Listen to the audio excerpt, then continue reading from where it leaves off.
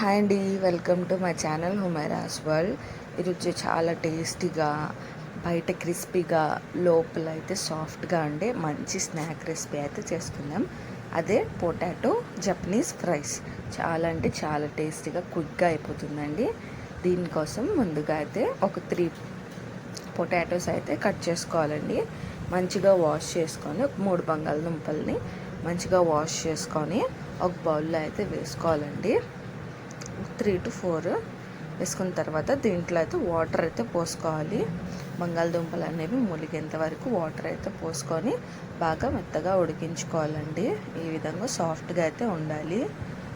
తర్వాత బంగాళదుంప ఉడికిపెట్టిన బంగాళదుంపల పైన స్కిన్ అనేది తీసేయాలండి. ఇలా మొత్తాన్ని ఒక మిక్సింగ్ బౌల్లో అయితే తీసుకొని స్కిన్ మొత్తం అనేది రిమూవ్ చేయాలండి. రిమూవ్ చేసిన తర్వాత మంచిగా మ్యాష్ చేసుకోవాలండి. ఉండలేమి ఉండకుండా మంచి స్మూత్ పేస్ట్లా అయితే ఉండాలి. ఆ విధంగా అయితే మ్యాష్ చేసుకోవాలి. ఈ విధంగా మ్యాష్ చేసుకున్న మిశ్రమంలో 1 స్పూన్ సాల్ట్ అయితే వేసుకోవాలండి.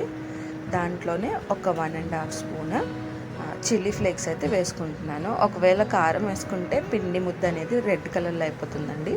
చిల్లీ ఫ్లేక్స్ వేసుకోవడం వల్ల కలర్ఫుల్గా అయితే ఉంటుంది. దాంట్లోనే ఒక 3 స్పూన్స్ కార్న్ఫ్లోర్ అయితే వేసుకోవాలి. ఒక 1 స్పూన్ బియ్యం పిండి అయితే వేసుకుంటున్నానండి.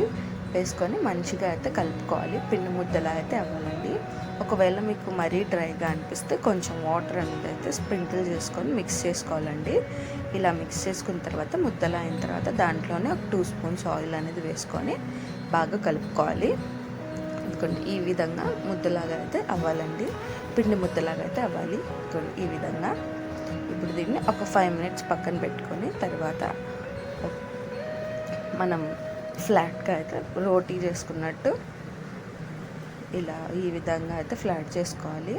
మనకి ఏ షేప్ నచ్చితే ఆ షేప్లో అయితే చేసుకోవచ్చండి. ఇలా ఒక చాకు తీసుకొని మనం నచ్చిన షేప్లో అయితే కట్ చేసుకోవచ్చు. నేనైతే ఫ్రైస్ చేసుకుంటాను కాబట్టి ఇలా ఫ్రైస్ లాగా సన్నగా ఇలా కట్ చేసుకుంటున్నానండి. ఇలా కట్ చేసుకున్న తర్వాత ఒక 10 మినిట్స్ అయితే ఫ్రిడ్జ్లో పెట్టుకోవాలండి. పెట్టుకున్న తర్వాత ఇలా ఒక బాండి పెట్టుకొని దాంట్లో అయితే ఆయిల్ వేసుకోవాలి డీప్ ఫ్రై కోసం. నేను 2 షేప్స్లో అయితే చేసుకున్నానండి. ఇదొక షేప్, అదొక షేప్. ఇప్పుడు ఆయిల్ బాగా హీట్ అయిన తర్వాత మీడియం ఫ్లేమ్లో అయితే పెట్టి మనం కట్ చేసుకుని పెట్టుకున్న ఫ్రైస్ అన్నీ దాంట్లో వేసేసుకోవాలండి. మీడియం ఫ్లేమ్లో అయితే పెట్టుకోవాలండి, లేకపోతే అడుగంటుకుపోతుంది. ఇలా మంచిగా గోల్డ్ కలర్ అనేది వచ్చేంత వరకు అయితే ఫ్రై చేసుకోవాలి. 2 సైడ్స్ తిప్పుకుంటూ మంచి గోల్డెన్ కలర్ అయితే రావాలండి. ఇలా మంచిగా గోల్డెన్ కలర్ వచ్చేంత వరకు అయితే ఫ్రై చేసుకుంటే బయట క్రిస్పీగా ఉంటుంది, లోపల సాఫ్ట్గా అయితే ఉంటుందండి. మంచిగా ఫ్రై అయిన వాటిని ఒక ప్లేట్లో అయితే తీసేసుకుందాం. చాలా అంటే చాలా టేస్టీగా ఉంటుంది. ఈవినింగ్ స్నాక్స్ లాగా అయితే చేసుకొని తినొచ్చు.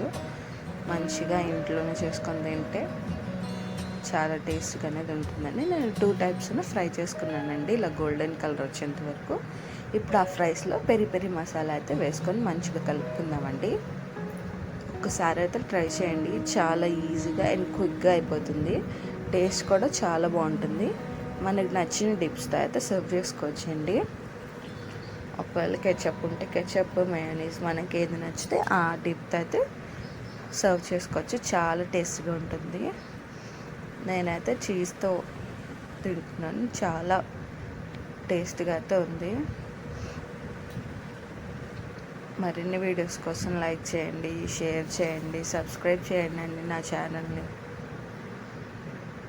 Thank you for watching.